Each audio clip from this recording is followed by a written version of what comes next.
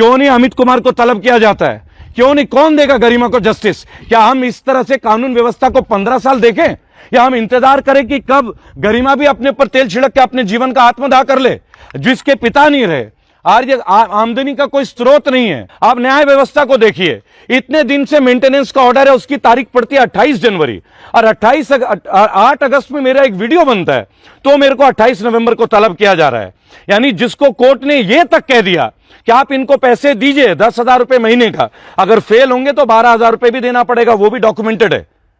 और उस व्यक्ति के बारे में मैं पूछना चाहूंगा, जो पुलिस का अधिकारी मुझे अरेस्ट करने आते हैं, उन्होंने कौन सी पढ़ाई की कानून की, जो एक आरोपित को क्रिमिनल के नाम पे बुलाया जाता है मेरे मोहल्ले में?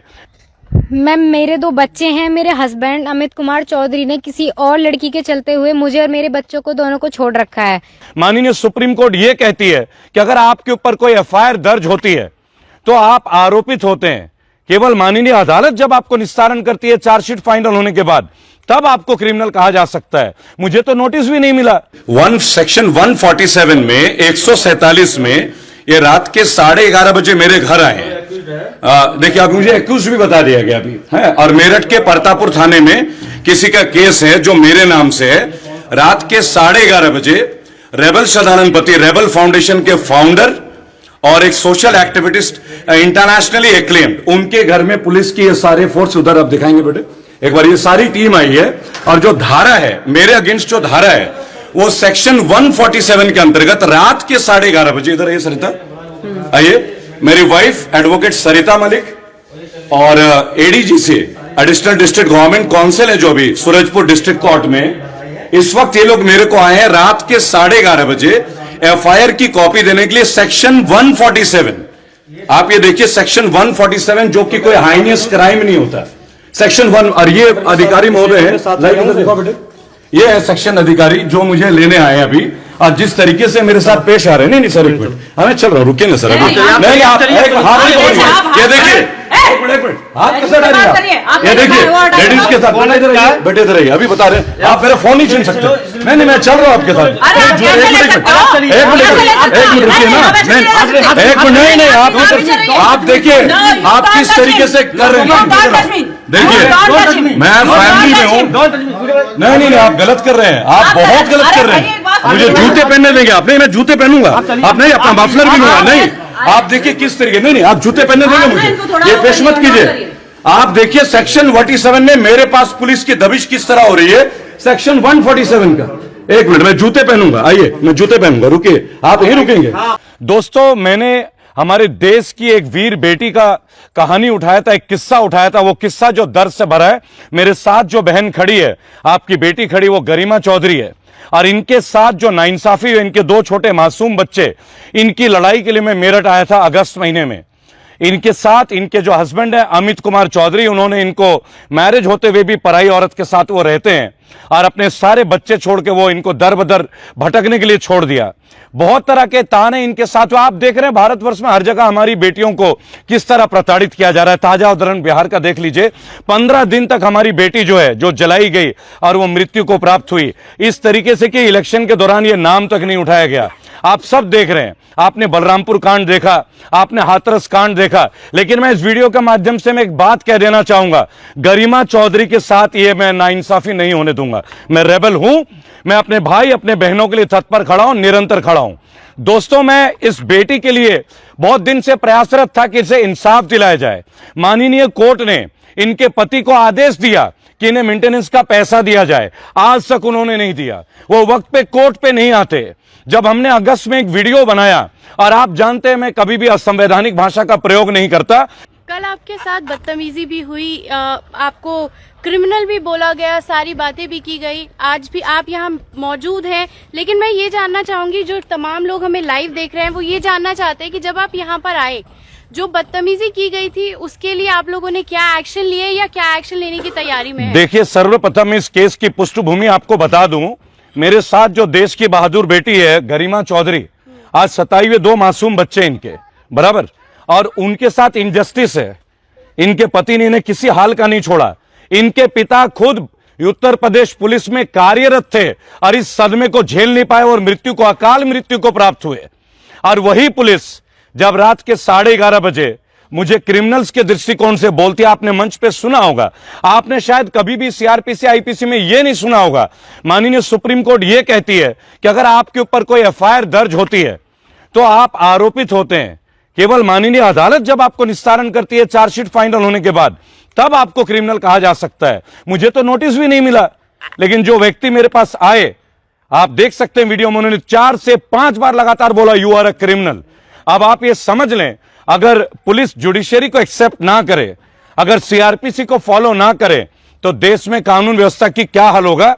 मैं समझ सकता हूं, शायद उत्तर प्रदेश पुलिस पे भी बहुत प्रशासन का प्रेशर रहा होगा। मैं उस व्यक्ति के प्रति कोई ज्यादा पर्सनल कोई फीलिंग नहीं रखता, क्योंकि मैं एक एक्टिविस्ट हूं और आक्रोश जो है हमेशा प्रशासन ही हमारे खिलाफ करती है, लेकिन मोहब्बत जनता का हमें बरकरार है आप लोगों के विभिन्न मंचों के द्वारा। बेटी की आवाज उठाने के लिए आपको ये सजा मिल रही है। देखिए, ये छोटा सा जो लड़का है, बच्चा है, क्या उम्र है जो ये अपने बाप से महरूम है, इसकी क्या गलती है।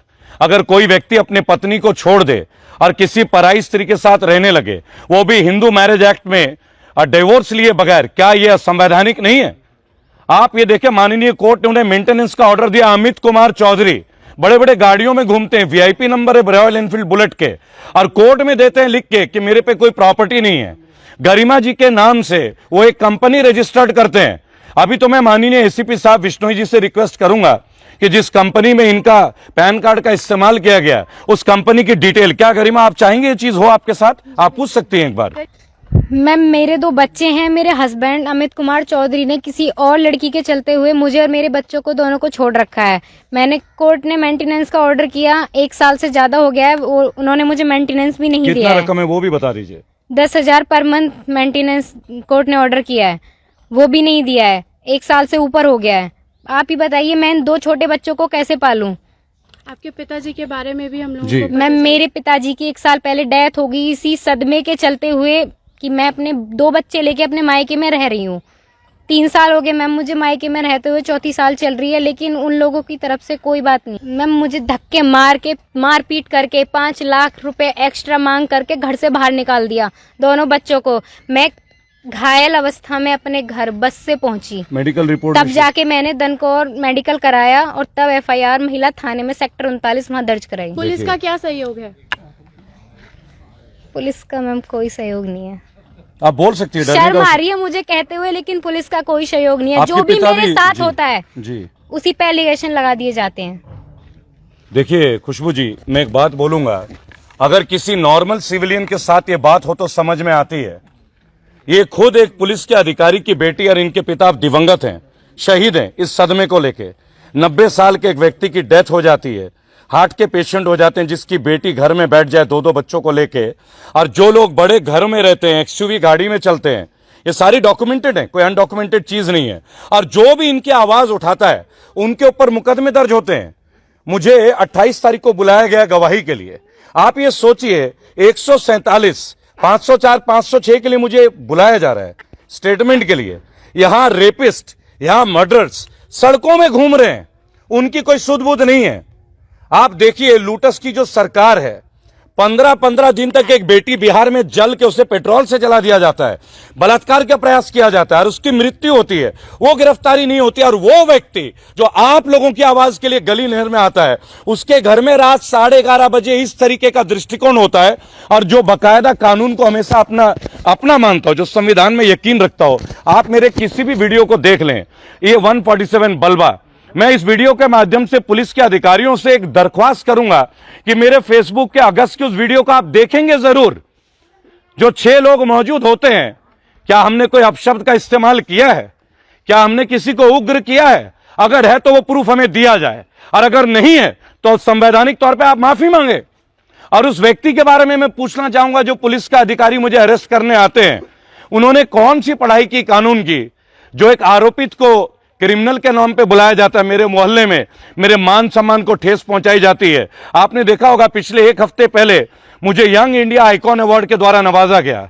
एक गोल्ड मेडलिस्ट, एक देश विदेश में अपने राष्ट्र का नाम संबोधित करने के लिए जो व्यक्ति होता है, जिसे यूथ इंडिया आइकॉन अवार्ड से नवाजा जाता है 2020 में, जिसके फास्टेस्ट 1 लाख फॉलोअर होते हैं फेसबुक में, जिसके वीडियोस 29 मिलियन व्यूज के मिनिमम जाती नहीं है, जो मध्यम वर्ग के लिए आवाज उठाता है, उसे क्रिमिनल बोला जाता है। तो आप ये सोच ले न्याय और कानून प्रणाली का जो सिस्टम है वो कैसा है। हाँ, मैं एक बात अवश्य बोलूंगा कि बिश्नोई जी से फोन पे मेरी भी कल रात बात हुई थी, जो एसीओ सर हैं, उन्होंने इनको तत्काल प्रभाव में जो भी आईओ आए थे उनको उन्होंने कहा ये बात कि नहीं आप उन्हें मत लाइए, उन्हें आने दीजिए। लेकिन आप एक बात सोचे, क्या आप अपने अधिकारियों से पूछते नहीं है? क्या आपको नोटिस मुझे देना नहीं चाहिए था सेक्शन 147, 504 और 506 के लिए? क्या ये इतने बड़े ऑफेंसेस हैं?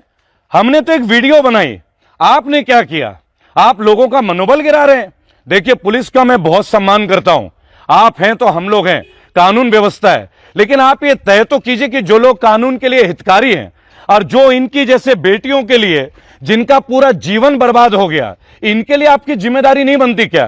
क्या कभी अमित कुमार को आपने पकड़ा है?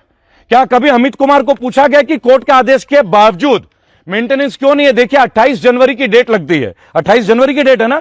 आप न्याय व्यवस्था को देखिए, इतने दिन से मेंटेनेंस का ऑर्डर है, उसकी तारीख पड़ती है 28 जनवरी और 8 अगस्त में मेरा एक वीडियो बनता है, तो मेरे को 28 नवंबर को तलब किया जा रहा है। यानी जिसको कोर्ट ने यह तक कह दिया कि आप इनको पैसे दीजिए 10,000 रुपए महीने का, अगर फेल होंगे तो 12,000 रुपए भी देना पड़ेगा, वो भी डॉक्यूमेंटेड है। आप समझ रहे हैं? उसके लिए 28 जनवरी तक का डेट है और मेरा अगस्त से अगस्त 2020 में मैंने एक वीडियो आप लोगों के सामने मेरठ में, जिसमें शिवपाल यादव जी की पूरी टीम, प्रगतिशील समाजवादी की पूरी टीम, मेरे युवा साथी, मेरे अनुज शैंकी वर्मा, मेरे बड़े भाई जीतू नागपाल जी, इन सब ने हमें सहयोग दिया। उसके बावजूद 8 अगस्त 2020 में मेरे एक वीडियो के लिए मेरे घर में इस तरह से पुलिस भेजा जाता है जैसा मैं कोई नोटोरियस क्रिमिनल हूं, जैसा मैं कोई मर्डर हूं, और मुझे तो क्रिमिनल बोल दिया जा रहा है। वो डॉक्यूमेंटेड है, मेरे फेसबुक के वीडियो में आप देख सकते हैं, पूरे इंडिया में वायरल है। 1 घंटा में 6,500 शेयर हैं, आप समझिए, और 5 लाख लोगों की आपत्ति 1 घंटे में आती है। उसके बावजूद आज अमित कुमार कहां है? क्यों नहीं अमित कुमार को तलब किया जाता है? क्यों नहीं? कौन देगा गरिमा को जस्टिस? क्या हम इस तरह से कानून व्यवस्था को 15 साल देखें, या हम इंतजार करें कि कब गरिमा भी अपने पर तेल छिड़क के अपने जीवन का आत्मदाह कर ले? जिसके पिता नहीं रहे, आज आमदनी का कोई स्रोत नहीं है, अगला बंदा है रॉयल एनफील्ड बुलेट में वीआईपी नंबर लेके अमित कुमार चौधरी जी घूम गए। अमित जी, आप चाहे मेरे पीछे कैसे भी लग जाएं, और आपकी माताजी ओमवती जी जिन्होंने मेरे खिलाफ कंप्लेन किया है, माताजी आपके भी बच्चे होंगे, आपको कुछ तो समझना चाहिए कि मानवता का परिचय क्या है। आप ही के पोते पोती हैं, आपने भगाया, इनका मेडिकल, कोर्ट का आदेश का पालन नहीं करती है, कभी मेरे ऊपर मुकदमा दर्ज कर रहे हैं भाई। और उस आईओ साहब को एक बात जरूर बोलूंगा, आपने कल कहा था कि आपके पास मेरा वीडियो है। मेरे भाई, आप भी शायद सरकारी ड्यूटी करते होंगे, हम तो आपके लिए भी वीडियो बनाते हैं। जब पुलिस महकमे की पेंशन को बंद कर दिया गया, हम इसके लिए भी आवाज उठाते हैं। फौजियों को पेंशन नहीं है, हम इसके लिए भी आवाज उठाते हैं। नेताओं को पेंशन मिलता, हम इसके खिलाफ आवाज उठाते हैं। हमारी आवाज है क्या? और अगर आप हम जैसे लोगों के साथ इस तरह का पेश आओगे तो भी चलेगा। इस लड़की को इंसाफ आप क्यों नहीं दिलाते? आप पुलिस महकमे से हैं, कभी आपने अमित कुमार चौधरी को अंदर किया है? कोर्ट के आदेश का अवहेलना देखिए, 28 जनवरी तक का टाइम, एक आप समझ सकते हैं, हम नवंबर में हैं, दिसंबर, फिर जनवरी, लगभग 2.5 महीने तो है ही। 2.5 महीने इनका घर कौन पालेगा? पिछले 1 साल से कौन देख रहा है? हम अपने फाउंडेशन से मदद करते हैं, हम करते हैं। रेबल फाउंडेशन शिवपाल यादव जी की पार्टी प्रबुद्धता की तरह करती है। देखिए, ये राजनीतिक विषय नहीं है। मेरे ख्याल से जीतू जी, आप ये समझते होंगे बहन बेटी का मसला राजनीतिक नहीं हो सकता। मैं स्वयं एक बेटी का बाप हूं। ये सोच के रोंगटे खड़े हो जाते हैं जब किसी बेटी के साथ अत्याचार होता है। बेटी चाहे जिस घर की हो, जिस रिलीजन की हो, मेरे लिए वो मेरी बहन है। रेबल हूं, बागी हूं, लास्ट तक बागी रहूंगा। जो करना है आप कीजिए, मैं कानूनन चलूंगा। मैंने कानून का उल्लंघन आज तक नहीं किया। I am an educated man. But आपको एक बात मैं अवश्य बोलूंगा, आप जिस तरीके से गैर कानूनी तरीके से कानून की वेशभूषा पहन के हमारे साथ कर रहे हैं, ये सिस्टम आप नहीं चलेगा। वो दिन दूर नहीं जब लोग आपके पास, आपके दफ्तर में आके आपसे आंख मिला के आपसे बात करेंगे। ये रेबल फाउंडेशन का वादा है आपसे कि आप मुकदमे कर लो 10,000, हम लड़ेंगे बार बार। क्या बात। और यदि ऐसे बहनों को न्याय दिलाने के लिए सड़कों पे उतरना यदि अपराध है, तो ऐसे अपराध हम रेगुलर करेंगे। हम लोग सड़कों पे उतरेंगे। अगर हम इसे कोई हमें पागल कहता है, अपराधी कहता है, तो हम पागल बहुत अच्छे हैं, अपराधी बहुत अच्छे हैं। आप चाहो जेल में डाल दो, जहां चाहो वहां डाल दो। हम अपनी बहनों के लिए, श्रद्धानंद भाई, जीतू भाई, हमारे मनोज भाई, करार भाई, हम सब लोग मिलकर खड़े रहेंगे। हमें इससे कोई नहीं रोक सकता। ये हमारा लोकतांत्रिक अधिकार है। हम सड़कों पर भी उतरेंगे। और यदि श्रद्धानंद श्रद्धानंद को दबाया जाएगा तो ऐसे श्रद्धानंद आप एक को दबाओगे, शैंकी श्रद्धानंद बन जाएगा, जीतू श्रद्धानंद बन जाएगा और ऐसे श्रद्धानंद रेगुलर सड़कों पर आते रहेंगे। ये आवाज कोई दबा नहीं सकता। सवाल गरिमा चौधरी के जस्टिस का है। मेरे साथ जो हुआ वो व्यक्तिगत उन्होंने जो भी किया, मैं उसके लिए उन अधिकारियों को भी क्षमा कर दूंगा, क्योंकि देखिए क्षमा वीरस्य भूषणम, हम इस बात में यकीन करते हैं। लेकिन अगर हमारी बहन बेटियों के साथ अत्याचार होगा, क्षमा का छ भी नहीं मिलेगा, ईंट का जवाब पत्थर से ही मिलेगा। जय हिंद, जय भारत।